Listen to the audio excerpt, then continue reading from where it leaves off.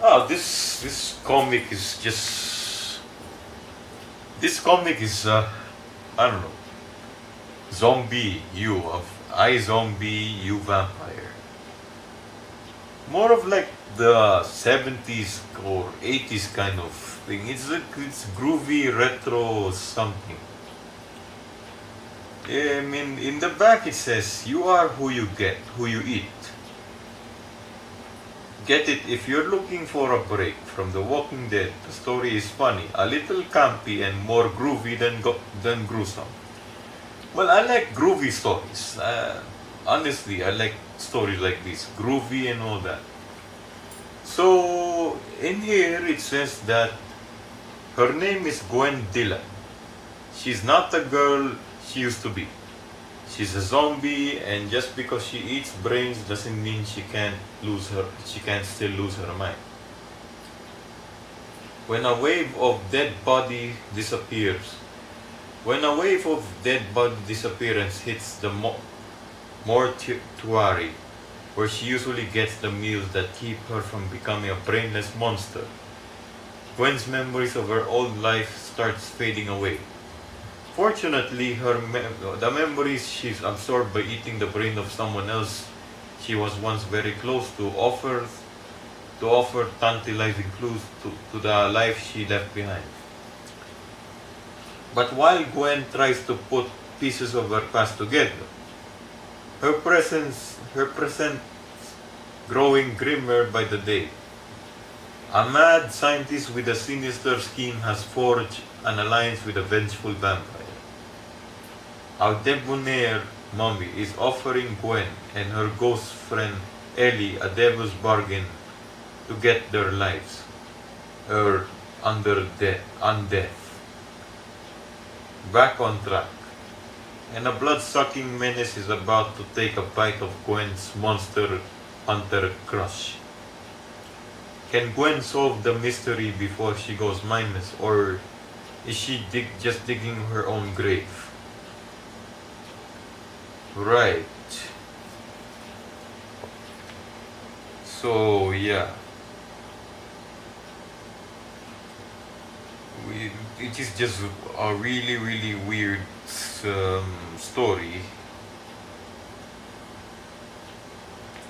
It's groovy. To be honest, it is groovy.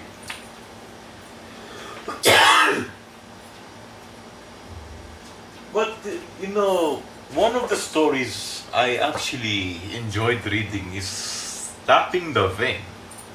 Now this is gruesome, lots of gore and all that. Although the Tapping the Vein is by Checkers. It's by Barker.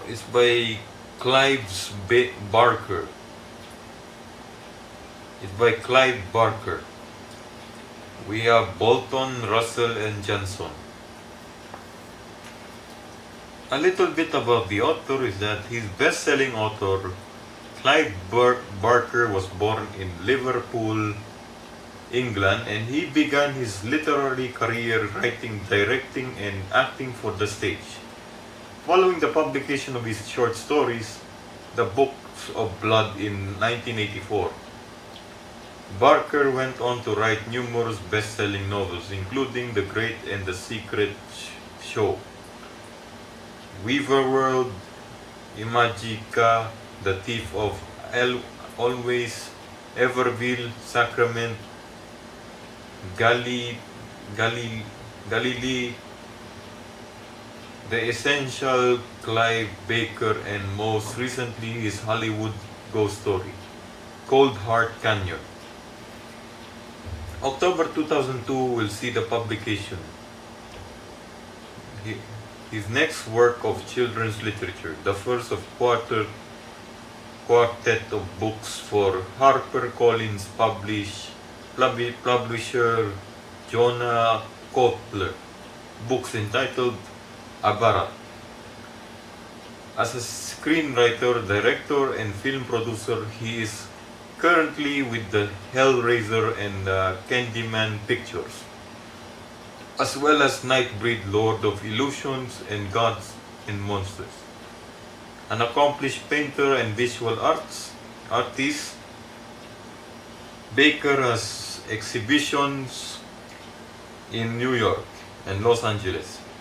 He lives in Los Angeles, California with his partner, the photographer David Armstrong. Well, Tapping the Vein is a very interesting story if you have minds like mine. Although some can be really absurd, I don't know, but rather some can be really gross to people. Other than that, yeah, it's interesting. Very interesting. It's somewhere about the first story I've ever read here is about narcissism. Really, narcissism. Narcissism, and not really to the extent of narcissism, but rather losing one's identity to another version of yourself. It's like you're the one who's being a clone. You're the one who turns into a clone while someone is stealing your identity. It's like losing one's identity, though you might see it as narcissistic because, well, if you read this, I'm not sure what will you say, but yeah. See, let's see. I'm just gonna look for that page.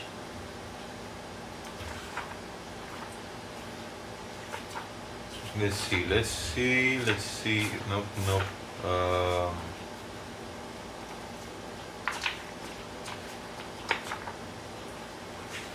Losing my religion. Let's see now. Looking for that page. So here, this certain, yeah, it's himself. Is literally, yeah, himself. It's himself. So it's kind of a narcissistic in a way, but if you read the story, it's about that other person. It's actually the original copy of the person. Doesn't really care about anything anymore. He's basically living. He basically exists to live and breathe. That's the original. Now the copy of the person starts being emotional, starts gaining humanity, while the other loses his humanity, his own humanity, to the person, to the very being that tries to copy him. So it's really a twist. I mean, something. I mean, look, this is him grieving for his father's grave. Yeah. Actually, not him, but his clone is the one grieving for his father. The actual person doesn't give a shit anymore. He's literally losing his humanity. Sad, I know. Yeah. The other one is about cannibalism, but that's kind of normal in stories like this, cannibalism. I've read 2 cannibalism stories. Yeah, okay.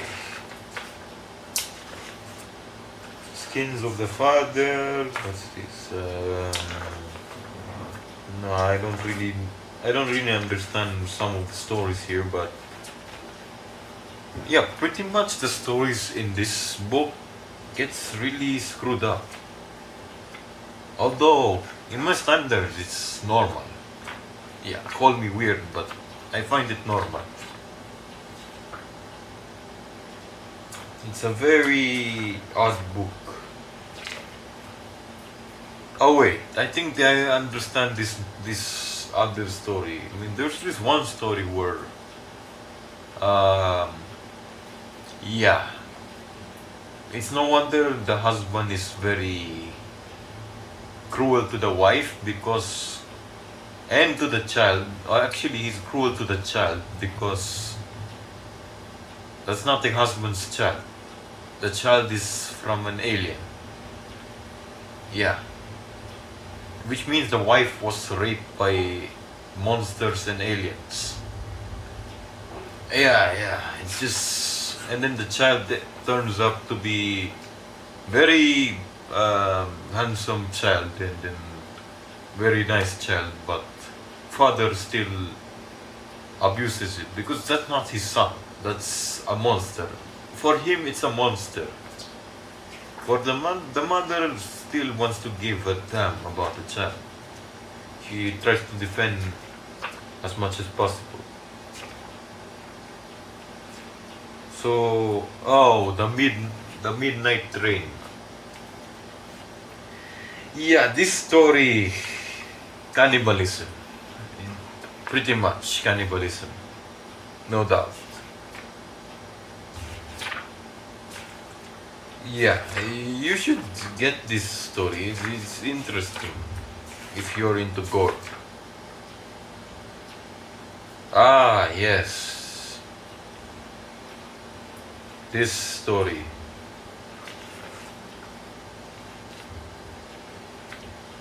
Well, enough of this because we should. I have another two more comics to show, which is one is this one, Mass Effect,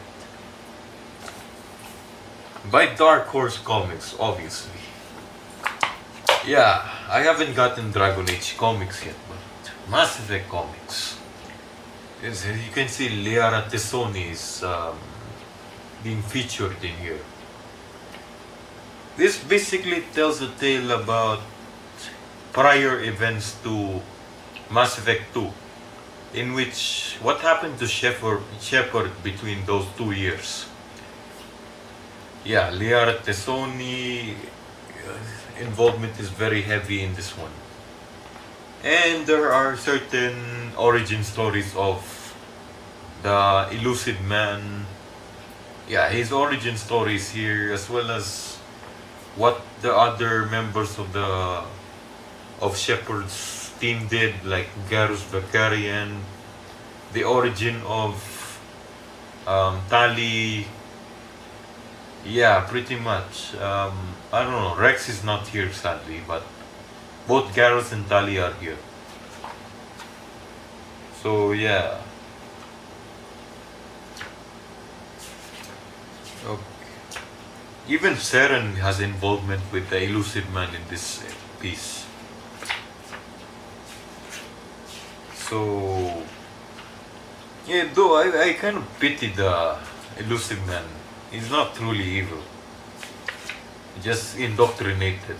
A lot of theories about the Elusive Man being indoctrinated has been proven already. So yeah,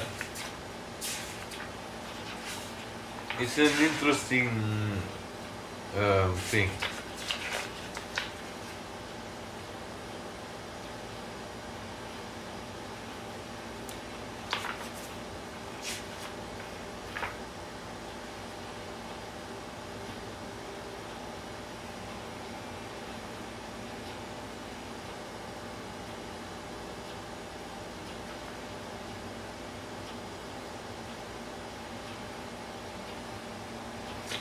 Well, this is just volume 1.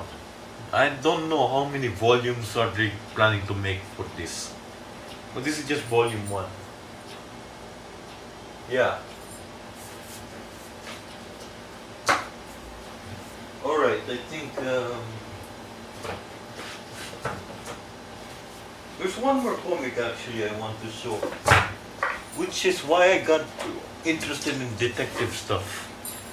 This one, this certain comic is Who Killed Retro Girl. Literally, Who Killed Retro Girl. I mean, I got the Yeah, though the detective here looks like Superman. The the ones who made this is Powers. Wait. Yeah, Powers. I get indie comics actually. This is indie comics.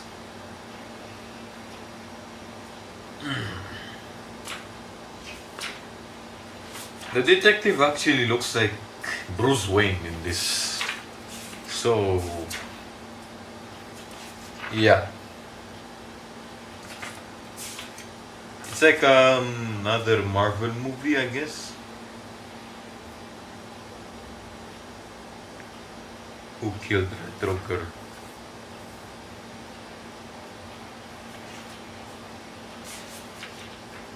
Look, this is actually the detective Walker. See, look at the art. It's very Bruce Wayne for more like Superman kind of thing.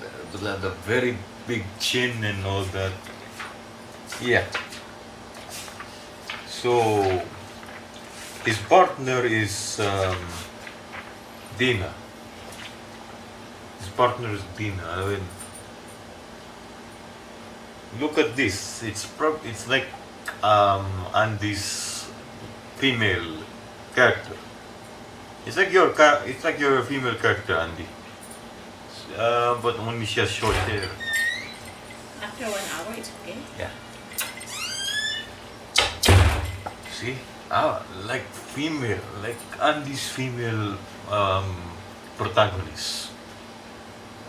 It's very. Her name's Dina. She's the partner of the detective. Yeah.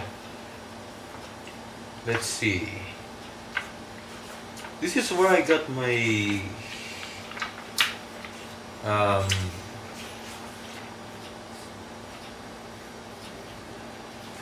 this is Retro Girl.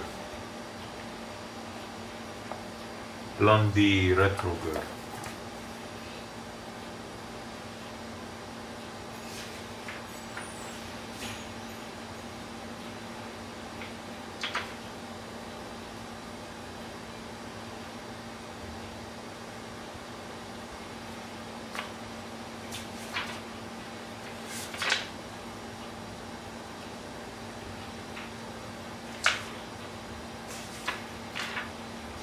So I got the inspiration from this certain comic. It's all because of this comic that I made my detective Afro guy detective. Though I started changing some things a bit from the original concept of what I was supposed to make for Hulkamania universe. Because I mean, I don't want to copy this. It's a very nice piece. I'm not the type who likes copying people. The concept is nice. I like the concept and but yeah, the two I this originally who is supposed to represent Retro Girl in my own universe is that Queen Young, but then again, killing her often? No, that's not how I had to change something about Queen Young. I had to make her the actual detective who does the work. And then the partner, I have Detective Tanaka's partner. Detective Tanaka is a detective, and his partner is a human version of Coco Bandicoot. Well, it's just fitting. I know. It's just fitting. Pretty much. Just really fitting.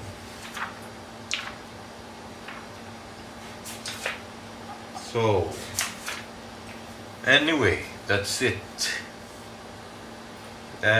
Till another video. Till next time.